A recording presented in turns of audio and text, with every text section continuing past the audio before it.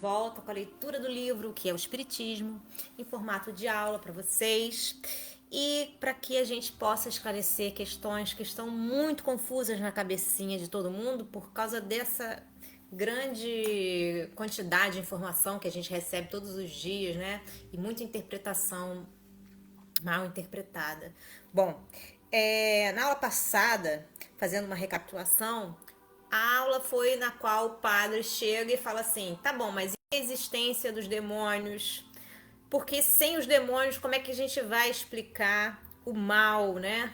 Que não pode ter vindo de Deus. E aí, Allan Kardec diz o seguinte: os maus espíritos foram. Eles existem, né? Eles não foram espíritos que sempre foram maus, eles foram espíritos que decidiram, optaram por fazer o mal, ok? Eles não foram criados para fazer o mal perpetuamente. São espíritos que prosseguem nas práticas do mal sem parar, ok? Mas vai chegar um momento que eles vão ter que parar porque para todo mundo existe, né, uma data limite. Aquela coisa assim, olha, já tá demorando muito aí você nesse sentido. Vamos melhorar um pouco as suas atitudes.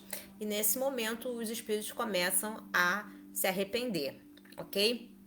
E aí ele explica, né, a origem da palavra demônio, que não significava uma coisa ruim, significava inteligência, né, o gênio. E hoje em dia ela exprime esse sentido negativo, porque foi criado esse sentido para ela. Como mudam seus sentidos das palavras conforme o tempo vai passando, né? Bom, e assim como a igreja admite, né, que existem espíritos, mesmo ela admitindo que é só maus, né, só são os espíritos maus que se comunicam com os homens, ela acaba admitindo a possibilidade de uma comunicação com os espíritos, quer dizer, que a vida não acaba depois de sairmos do corpo. Só que aí fica aquela pergunta, né? Poxa, será que Deus só permite aos espíritos maus se comunicarem? Ele não vai permitir aos espíritos meus avós, por exemplo, de vir falar comigo, dizer quanto eles me amam?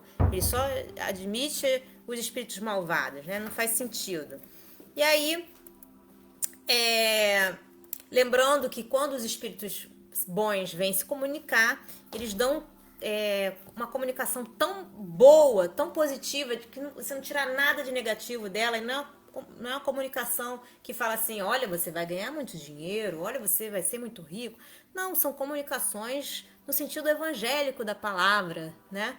No sentido que nos auxiliam a enfrentar as dificuldades da nossa vida, as tristezas, como a gente pode superar, né? Tudo isso. E aí você vai jogar no lixo porque você acredita que só pode se comunicar com espíritos ruins? Não faz sentido. Bom, e aí chega o padre e fala assim, tá legal, mas o evangelho ensina que o anjo das trevas ou o Satã se transforma em anjo de luz para seduzir os homens. E aí Kardec fala assim, olha só, Satã, segundo o Espiritismo e a opinião de muitos filósofos cristãos, não é um ser real. Quer dizer, ele não existe. Esse é um personagem fictício, ok? E aí ele fala, Satã, é a personificação do mal. Como Saturno era outrora a do tempo, quer dizer que o deus Saturno, ou Cronos, né, era a personificação do tempo. As pessoas nos tempos antigos costumavam a personificar a natureza, colocar a natureza como deuses, né? E aí ele diz assim, a igreja apega-se à letra dessa figura alegórica. Então ele pega ao pé da letra, ele traduz ao pé da letra uma questão de alegoria. É uma questão de opinião que eu não discutirei. Então ele diz que essa questão do Satã ser real ou não real é uma coisa de opinião, simplesmente, ok?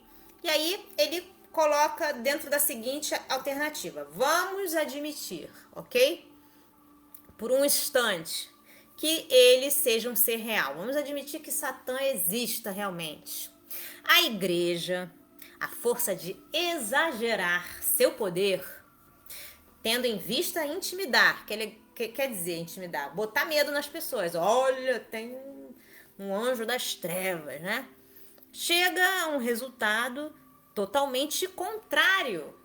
Isto é, a destruição não somente do medo, mas também da crença em tal personagem.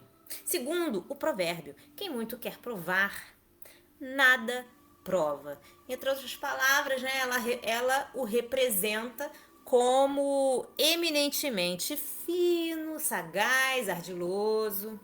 Mas, na questão do espiritismo, falo desempenhar o papel de louco ou de tolo. Quer dizer que essas duas colocações aí dele, né, coloca o, esse personagem como sendo um personagem criado pela igreja, né, já que ele tem que ser super poderoso, criado para que as pessoas saiam correndo pedindo ajuda para Deus. Mas ela causa o efeito contrário. Ela faz com que as pessoas não acreditem em nada. Porque elas pensam, né, por que eu vou ficar com medo do bicho-papão? Por que eu vou ficar com medo, né, de uma coisa que não existe? Ele não existe. Então, não vou nem acreditar nessa religião, porque essa religião só fala mentira. Se ela chegou a falar essa mentira aqui, o que mais que ela não vai mentir para mim? Não é? Então, se o objetivo de criar Satã, como esse ser poderoso, né, é de atrair as pessoas para a igreja, ele não está desempenhando um papel bom, porque ele está fazendo que as pessoas saiam da igreja, né? As pessoas que têm uma mente racional, né? Elas vão se afastar daquele lugar, porque a pessoa, fala sério, você quer me fazer acreditar em Deus pelo medo? Que Deus é esse, né? E aí, sendo assim, ele tem um papel para o espiritismo de um personagem louco, de um personagem tolo, porque ele não cumpre com o seu papel. E aí ele coloca assim, uma vez que seu fim, né, que a finalidade, que o objetivo é alimentar de vítimas o inferno e arrebatar almas do poder de Deus, né? O objetivo de Satã para a igreja seria isso, botar todo mundo para o inferno. Compreende-se que se dirija àqueles que estão no bem para induzi-los ao mal. E para tal fim se veja obrigado a transformar-se, segundo belíssima alegoria, uma historinha muito bonita, em anjo de luz. Isto é, que ele hipocritamente simule a virtude, mas que deixe escapar aqueles que já estavam em suas redes. É o que não se pode compreender. Como é que uma criatura tão poderosa vai deixar escapar, né, uma pessoa que está lá já presa? Como é que isso funciona? É uma coisa meio que não tem lógica. Os que não admitem Deus nem a alma, que desprezam a prece e vivem mergulhados no vício, são dele, de Satã, quanto é possível ser-se. Então, eles são completamente, né, tão presos com o Satã. Nada mais lhe resta fazer para sepultá-los no lamaçal, porque já estão presos, né, nas garras dele.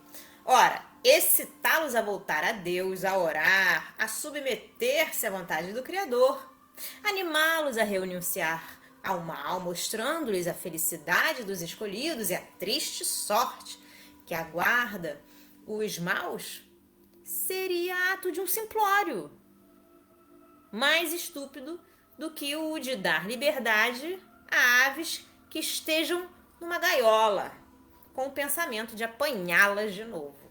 Né? Uma pessoa que está lá presa com o Satã, você solta ela vai ser apanhada novamente.